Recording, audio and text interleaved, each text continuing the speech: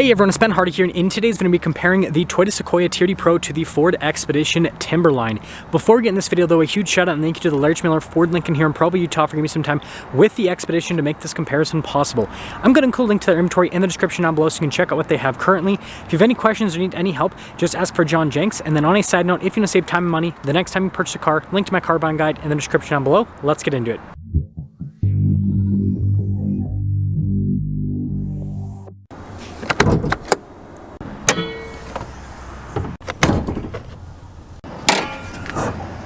Starting with the Expedition, we have a twin-turbo 3.5-liter V6 that goes through a 10-speed automatic transmission.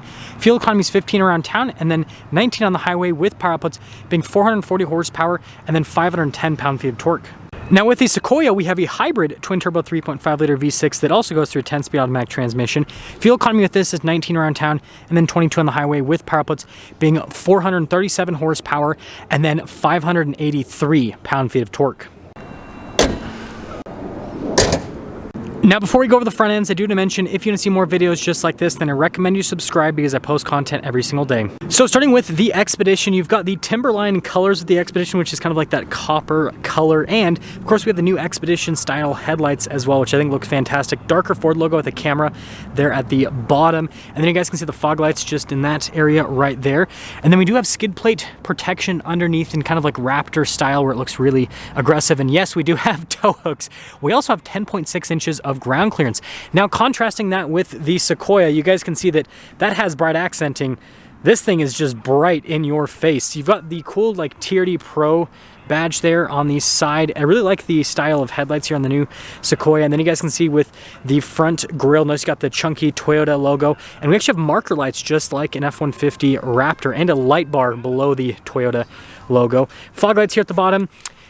No tow hooks though. We do have skid plate protection, which is important. Ground clearance is 9.1 inches, and when you see them next to each other, you can definitely tell the ground clearance difference.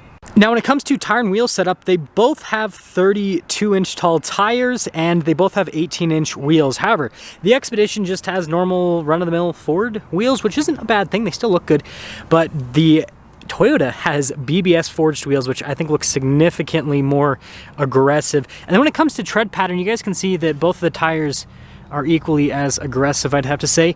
And then you guys can see we've got off-road shocks here with the Timberline, whereas with the Sequoia, it's harder to see because, you know, a little bit less ground clearance, less space between the tire and everything. Anyways, we have TRD tuned shocks and we have TRD tuned suspension, Fox shocks if you guys are wondering. We've got these like military print theme fender flares here with the Sequoia, and then you guys can see this one has the trailer mirrors.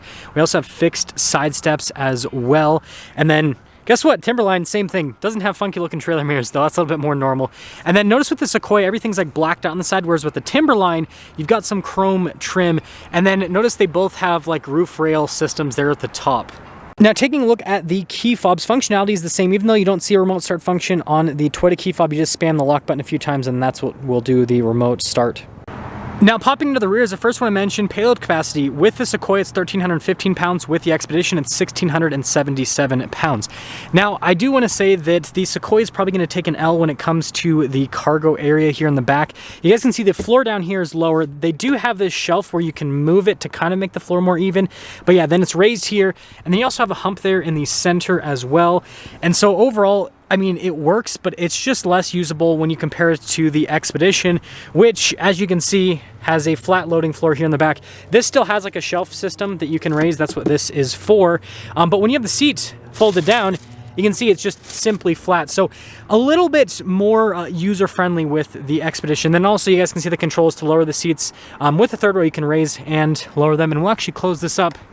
And I do want to mention, before we move on, with the Sequoia, we also have an outlet back here, and then you guys can see same thing with the seats where you can raise and lower the third row.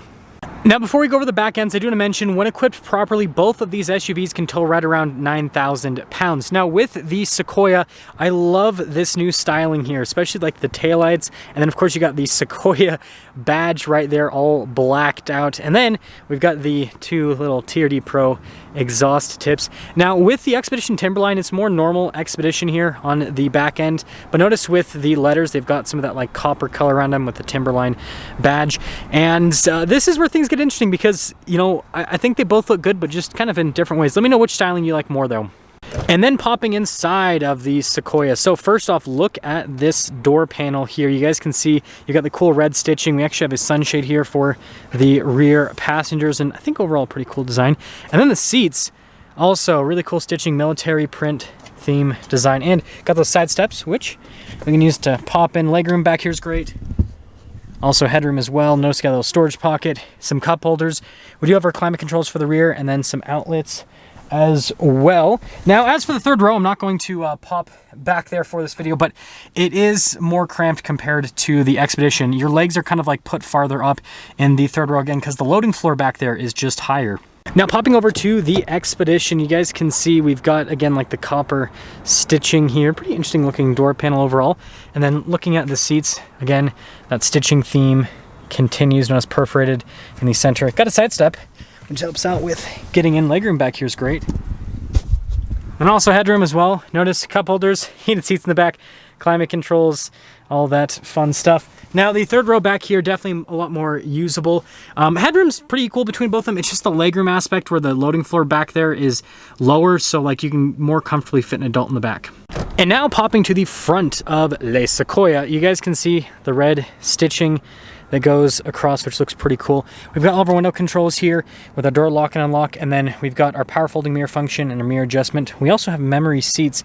Now again, this has the trailer tow mirrors, which are pretty interesting looking. They do have blind spot monitoring, which is a nice feature to have. And then look at the front seat here. Notice TRD Pro down below, and then you guys can see with the camo there in the center. And then we've got our power adjustments here. Sequoia TRD Pro. Really nice looking pedals. This is for the TRD light bar. You've got your heated steering wheel control right there. That is for the gas cap release. And then you guys can see here for the mirrors with the adjustment on them. And the steering wheel is manually adjustable. And let's see what this sounds like closing. Pretty solid. Ooh, Sequoia! Anyways, here's the steering wheel, which I think they did a great job with this. You got like the marker here at the top, and then TRD at the bottom. It does come with adaptive cruise control, as well as controls for center stack, voice command, volume controls, you know, all the normal stuff. Turn signal light stock, and then we have our windshield wiper stock. And then here is the gauge cluster, full digital gauge cluster here with the Sequoia. We actually have some on-road drive modes we can go through. So you got your normal, sport, and your eco. This does have off-road drive modes. You just have to pop into four-wheel drive. I will go over those in my full Sequoia review. So if you're not subscribed, subscribe so you can see that review once I post it. But overall, I think the gauge cluster looks cool. Now with the center, you guys can see we have this 360 camera system and tons of different viewpoints. I will say really good camera system. I think that Toyota absolutely nailed it with this. Now as the resting infotainment system, it's pretty simplistic with the use. I don't know what's asking me to adjust seats, but anyways, response time's great. It's got the shortcut bar here on the side. I think that, you know, pretty self-explanatory. And we've got dual zone climate controls, heated and ventilated seats here in the TRD Pro. Now we've got a trailer assist. That's for the camera system, your stability control, hazard lights, locking differential for the rear. And then you guys can see here with the auto hold and then the parking brake. It also has a wireless phone charging pad. Shifter for the 10-speed automatic transmission. And then our drive line select. Notice we have 2-wheel high, 4-wheel high, and 4-wheel low. Drive mode select, that's for your tow haul mode, your hill descent control, and then that's your multi-terrain select, so your off-road modes. Pretty funky center console here, which I guess someone left a tissue in there apparently. But notice Toyota there on the outside, which is pretty cool. And then you can see pretty big glove box. This also does have the camera mirror system, and then we have a sunroof as well. And then popping over to the Expedition, you guys can see here again with that copper stitching. And then look at the window controls right here with our mirror adjustments. The mirrors, again, do power fold in. Memory seat functionality and blind spot monitoring with the mirrors. And then here's the front seat. You can see with the stitching that continues. Perforated all down the center. We have our power adjustments here on the side. And then you guys can see pedal adjustment here, parking brake, light controls. And then notice with the seat fold down, and then that's to open up the hatch. And then look at the stitching throughout, and then you guys can see more of the copper color. Steering wheel, by the way, power adjustable. And let's listen to this one. Pretty solid. Ooh. So with the steering wheel, this is kind of more of a regular Expedition steering wheel, but it does have the cool contrasted stitching. Still have stuff like adaptive cruise control, controls for the center stack. And speaking of center stack, here's the digital gauge cluster. So similar to the Sequoias in terms of like the stuff that you can do with it. And you also have like a drive mode select with this as well, so that you can go through the different drive modes. I will say the animations on this are probably a bit cooler compared to the Sequoias. Now, when it comes to the camera system, this camera system on the surface would be just as good as the Sequoia's because like it's a 360 system, you got a bunch of different views. However, because of how the screen is formatted, the view is way smaller, so I'd give the win to the Sequoia when it comes to the camera. Now, as for the infotainment system, way more complex. But first off, at the bottom, you guys can see you've got analog, or not analog, but screen controls rather, for like the heated seats, air conditioned seat function with this as well. You get your heated steering wheel, and then like climate controls above that. And then above that, we have this for like the phone, media, all that. And then you have the radio. And then you have this pull down tab as well. And then you have the vehicle tab, which you can press. And this will let you access like the camera yet again, if you want. And then other systems within the vehicle, like the trail turn assist. So way more complex. We have Pro Trailer Assist with this as well. And then you guys can see trailer brake controls just down below. And then we've got a wireless phone charging pad here with a little bit of extra storage. Dial shifter for that 10-speed automatic with a manual function right there if you want.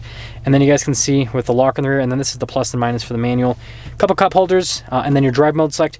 Notice with the drive line, the big difference is this actually has four-wheel auto, so better four-wheel drive system. Off-road cruise control, parking sensors, and then you guys can see the center console. And then look at like the stitching here on the top, which is pretty cool. And then we do have a double glove box here as well, and then like look at the stitching there on the dash, and then full panoramic sunroof here at the top. Now, when it comes to pricing, the Sequoia stickers for about $80,000, and then the Expedition stickers for about $84,000. Now, I will also have separate reviews on both of these vehicles talking about how they drive, but for the comparison video's sake, I guess, what I'd have to say is I like how both of them drive. However, I do kind of lean a little bit more towards the Sequoia. It has just a little bit more power, and it's a little bit more exciting to drive on the road. However, you cannot deny that the Expedition with more ground clearance is ultimately going to be the better off-roader, and the fact that it has tow hooks, so if you do get stuck, you can actually get recovered, whereas with the Sequoia, well, good luck with that. But anyways, let me know which one of these off-road three-row SUVs you would pick. I think that they're both great choices. And with that being said, again, a huge shout out and thank you to the Larry Miller Ford Lincoln here in Provo for giving me some time with both of the vehicles. Check out the inventory in the description down below. I'll see ya.